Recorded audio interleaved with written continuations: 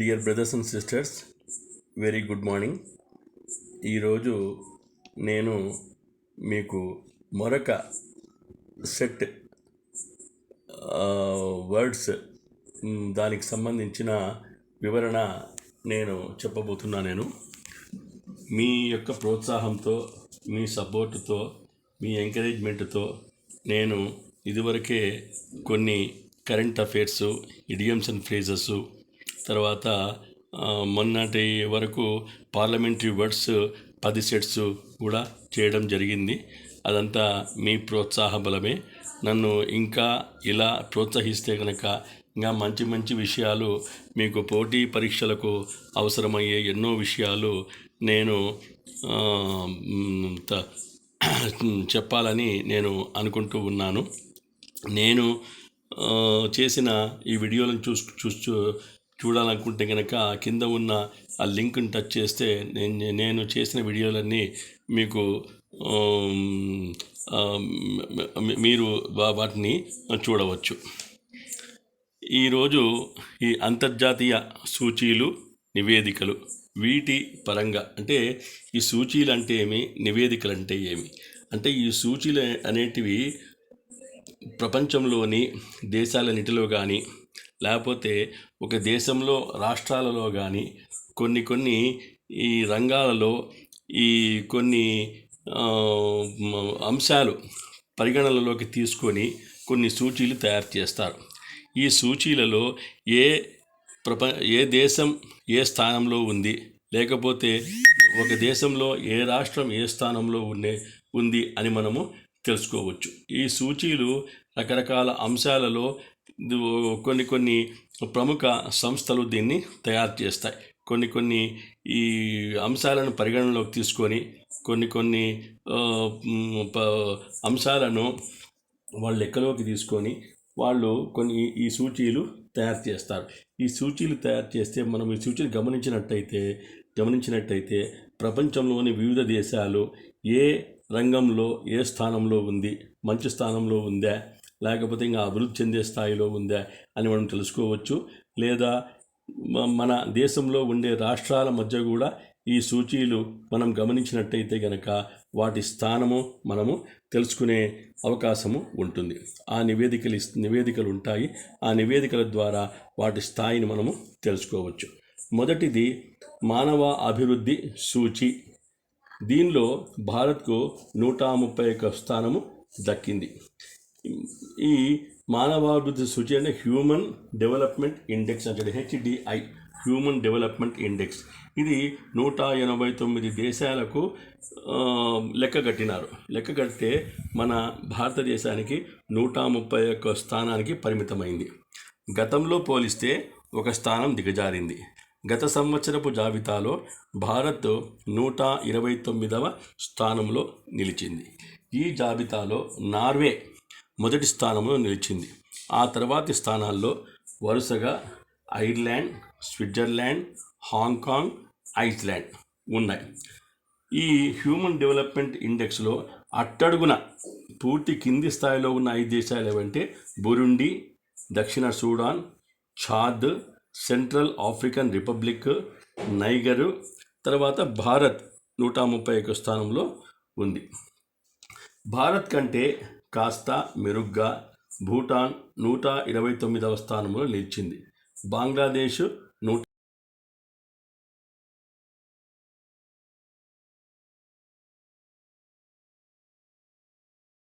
మన దేశం కంటే వెనుకంజలో ఉన్నాయి. 2019లో అంటే 2019వ సంవత్సరంలో భారత్లో సగటు జీవితకాలం 69.7 ఏళ్లుగా ఉన్నట్లు ఈ మానవ అభివృద్ధి నివేదిక తెలిపింది. ఈ విలువ బంగ్లాదేశ్లో 72.6 ఏళ్ళు, పాకిస్తాన్లో 67.3 ఏళ్లుగా ఉన్నట్టు వెల్లడించారు.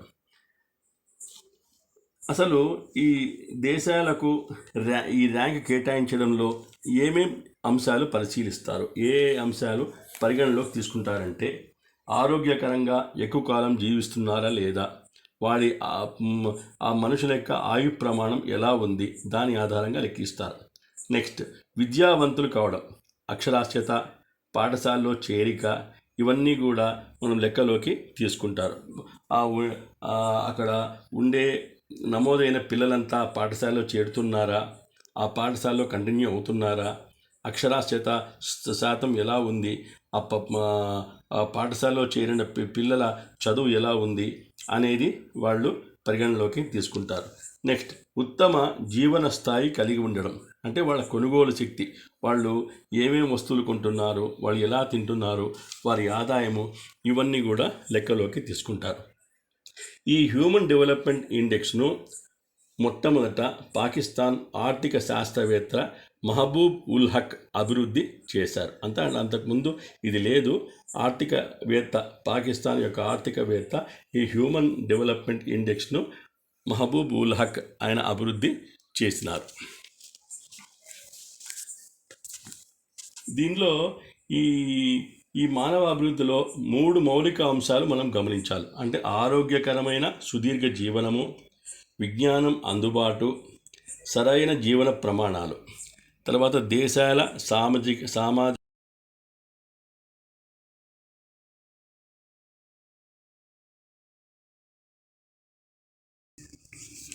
నెక్స్ట్, రెండవది ప్రపంచ ఆకలి సూచి.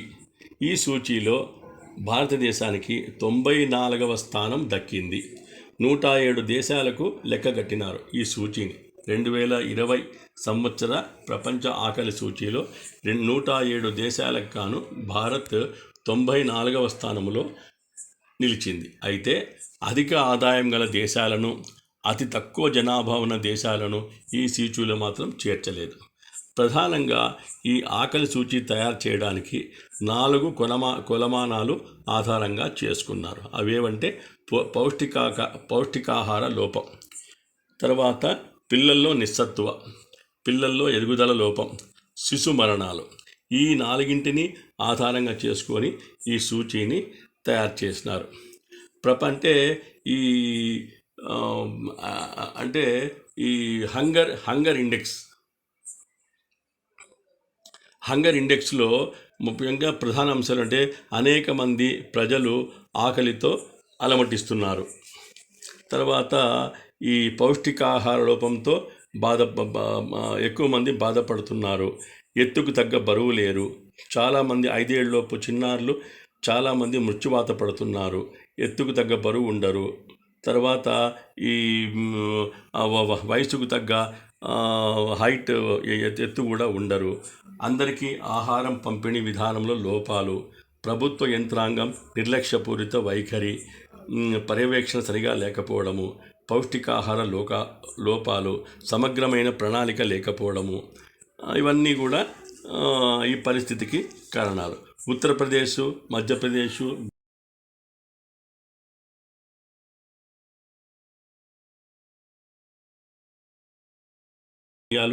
తీసుకోకపోవడము, తల్లులు నిరక్షరాస్యులు కావడము, వారిలో రక్తహీనత లోపాలు, ఇవన్నీ కూడా మన దేశాన్ని వెనక్కు నెట్టినాయి. భారత ఇరుగు పొరుగు దేశాల ర్యాంకులు ఓసారి గమనించినట్టయితే శ్రీలంక వచ్చేసి 64వ ర్యాంకు, నేపాల్ 73వ స్థానము, బంగ్లాదేశ్ 75వ స్థానము, మయన్మార్ 78వ స్థానము, పాకిస్తాన్ 88వ స్థానము, భారతదేశం 94వ స్థానం.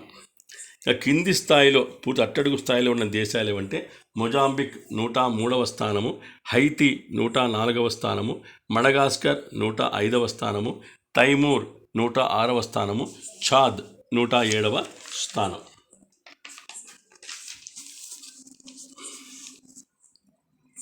ఈ ప్రపంచ ఆకలి సూచి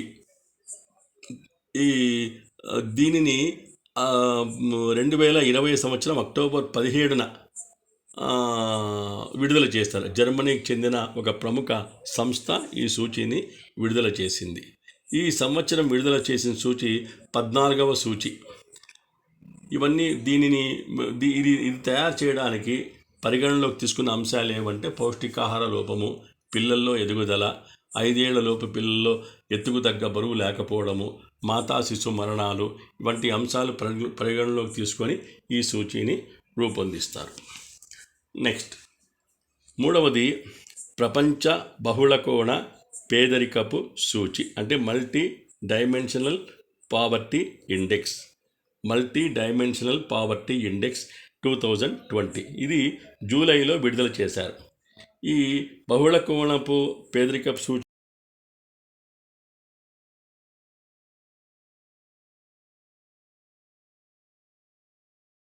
జీవన ప్రమాణ స్థాయి పై 3 అంశాలకు సంబంధించిన 10 అంశాలను లెక్కిస్తారు. అవేవంటే ఆరోగ్యానికి సంబంధించి పౌష్టికాహారము, పిల్లల మరణాల రేటు, విద్యకు సంబంధించి పాఠశాలలో చదివిన సంవత్సరాలు, అంటే ఆ పాఠశాలలో చేరినప్పటి నుంచి ఆ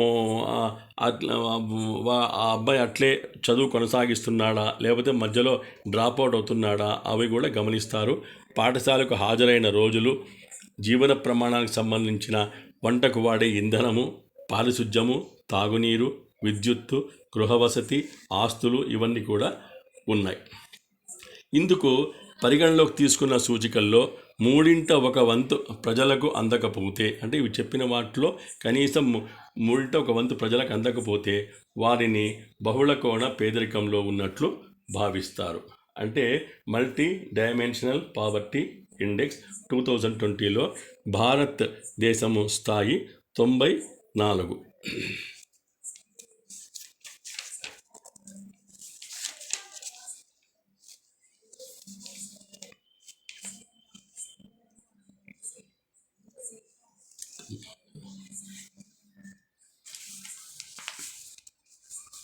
నెక్స్ట్, ప్రపంచ పోషక విలువల నివేదిక, అంటే గ్లోబల్ న్యూట్రిషన్ రిపోర్ట్ 2020. దీన్ని United states, United kingdom, Canada, Germany ప్రభుత్వాలు, మరికొన్ని అంతర్జాతీయ స్వచ్ఛంద సంస్థలు వీటికి నిధులు అందచేసి ఈ సూచీని తయారు చేశాయి. ఈ అసలు పోషక విలువలు అంటే ఒక మనిషి బాగా పెరగడానికి,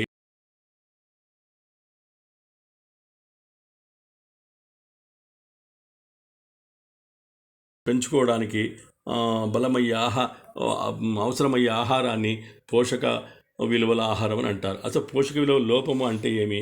తక్కువ పోషకాలు, అంటే ఇందువల్ల ఎదుగుదలలో లోపం కనిపించడము, లేకపోతే ఎత్తుకు తగ్గ బరువు లేకపోవడము, వయసుకు తగ్గ ఎత్తు లేకపోవడము, వయసుకు తగ్గ బరువు లేకపోవడము. నెక్స్ట్, సూక్ష్మ పోషకాల లోపం, ఇక్కడ విటమిన్లు, మినరల్స్ లోపము ఇవన్నీ కూడా కనిపిస్తాయి. అధిక బరువు, స్థూలకాయము, ఆహార సంబంధ సంక్రమించిన వ్యాధులు, అంటే గుండె జబ్బు, మధుమేహము, కొన్ని రకాల క్యాన్సర్ వంటి వ్యాధులు ఇవన్నీ కూడా ఈ పోషక విలువల లోపం వల్ల మనకు వస్తాయి.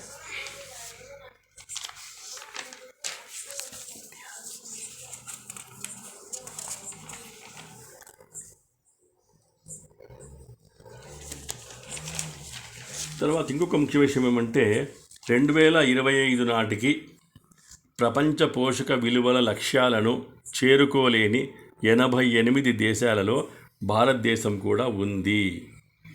అంటే మన దేశంలో పోషక విలువల లక్ష్యాలు మనం చేరుకోలేకపోతున్నాము. ఎందుకు అంటే సరిగా నియంత్రణ సరిగా లేకపోవడము, తర్వాత ప్రభుత్వ యంత్రాంగ అసమర్థత ఇవన్నీ కూడా కారణాలుగా మనము చెప్పుకోవచ్చు. నెక్స్ట్, అవినీతి సూచి భారత్కు 80వ స్థానం. అవినీతి సూచీలో భారత్కు 80వ స్థానంలో నిలిచింది. దీన్ని కరప్షన్ పర్సెప్షన్ ఇండెక్స్ అంటారు, CPI, corruption perception index. Corruption అంటే మామూలుగా అవినీతి. ఈ అవినీతి మామూలుగా ఎక్కడ ఉంటుంది? ప్రభుత్వ కార్యాలయాల్లో అవినీతి, వ్యాపార వర్గాల్లో ఇవన్నీ కూడా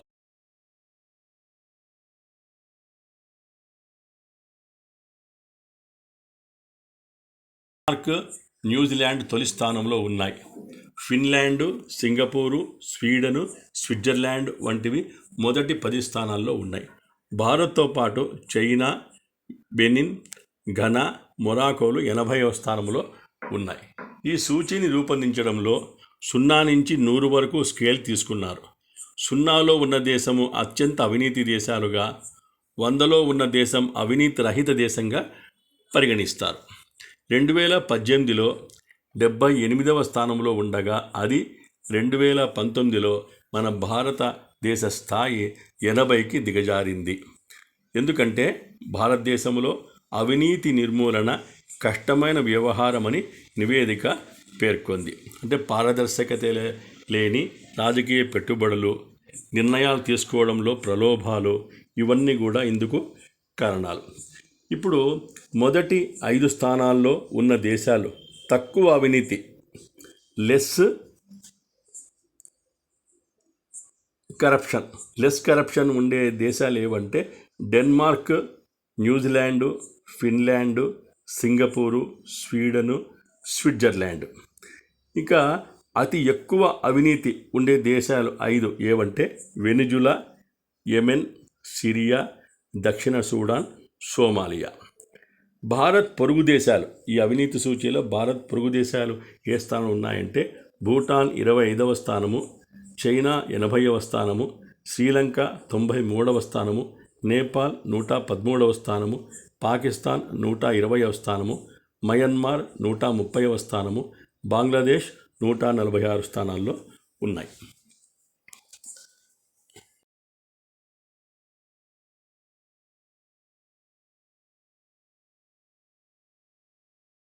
దేశాల స్థాయి, మిగతా రాష్ట్రాల స్థాయి ఎంతో మనము తెలుసుకుందాము. Okay brothers, good bye and జై హింద్.